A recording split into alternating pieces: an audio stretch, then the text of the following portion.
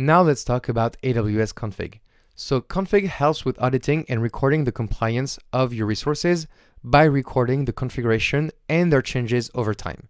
So anytime we've been doing some manual changes of the configuration in AWS, we did not have a list of all the changes that happened, but we can have this using config. Then this configuration data can be stored into Amazon S3 to be later analyzed by Athena or to be recovered. The questions that can be solved by using config can be, is there unrestricted SSH access to my security groups? Or do buckets have any public access? Or has my ALB configuration changed over time? All these things can be resolved by config and config rules. Then you can receive alerts through SNS notifications for any changes done onto your infrastructure. And config is a per region service, but you can create multiple config configurations and then aggregate all the results across all the accounts and all the regions. So let's have an example of how config works. So if you want to see the compliance of a resource over time, this is for a security group.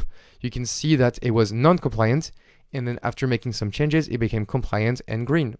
You can also view the configuration of a resource over time to see how the configuration of that security group has changed. And finally, you can view who made these changes to the resources based on CloudTrail if you have enabled CloudTrail in your account. So I am in the config console. I'm going to get started and I need to choose the type of resources that I want to record. Just know that config is not a free service, so if you enable it, then you will have to pay. For this, I will enable to record all the resources in this region, including the global resources, and I will create a bucket in which all the configuration will be stored. Then I can select a topic to send notifications to for all the changes of the configurations. I will disable this for now, and I will create a config service linked role. I'll click on next. Then I can choose config rules. So these are rules to apply on my account. For example, to check if SSH is open. So restricted SSH is one rule. You can have also public S3 buckets. So if you go to RDS instance public access check, for example, this is an example. Or if I tap S3, we can see S3 buckets logging enabled or S3 account level public access blocks. So these are a bunch of rules in which they can be enabled to check the compliance of our resources within our account. For this example, and remember this is going to be paid, I'm going to enable the restricted SSH rule to show you the compliance of my security groups.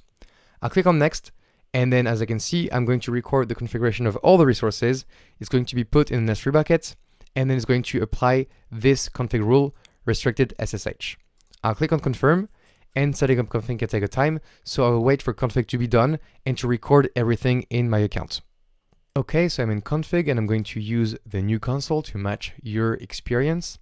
And so in config, what I'm going to be able to see is the inventory of all my resources in AWS.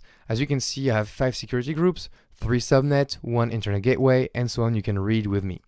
And it turns out that as part of all my resources, I have some resources that are not compliant. So there's one rule that is not compliant, and that is the restricted SSH rule. If I click on this, I can look at the rule detail and I can see the resources in scope, and I can see that 3 out of 5 security groups are not compliant. So if I click on one of these security groups, I can look at the details of the security group and I can see the rules applied, and I can see that this rule is not compliant. So this rule, what did it describe? Well, it described the fact that there is unrestricted SSH allowed onto my security group. So what I can do is that I can fix this rule. So let's go into resources, and then I will find my security group that is not compliant. So this one, I will click on it, and then I'm going to click on resource timeline. So I can see my configuration timeline, and I can see that my configuration was done on the 2nd of June. And I can also look at my compliance timeline, and I can see that my security group right now is not compliant. So if I scroll down, I look at the rules and say, yes, this is not compliant. And this is because we have a port opened on SSH for everyone to use. So what I can do is that I can fix this resource. So for this, I'm going to go into our security group configuration. So this is this one I'm looking at, and I'm going to go into the EC2 console. So I'll go into EC2. I will find the security group. On the left-hand side, I will go under security groups. I will filter for the security group I'm looking for, press enter. Here it is. And for the inbound rule, I can see that yes, SSH on port 22 is open for everyone. So what I'm going to do is that I will, for example, delete this rule temporarily, save the rule, and then what I will be waiting for is for my resource to become compliant again. So for this, I can either wait a little bit of time and it should show me the compliance, or I can go a bit faster and then I can launch a rule and make sure it runs again. So this rule that I create right here, I can do action and re-evaluate, and this is going to re-evaluate all my non-compliant resources. So let me pause a bit to wait for it to be done. Now I'm going to refresh this page.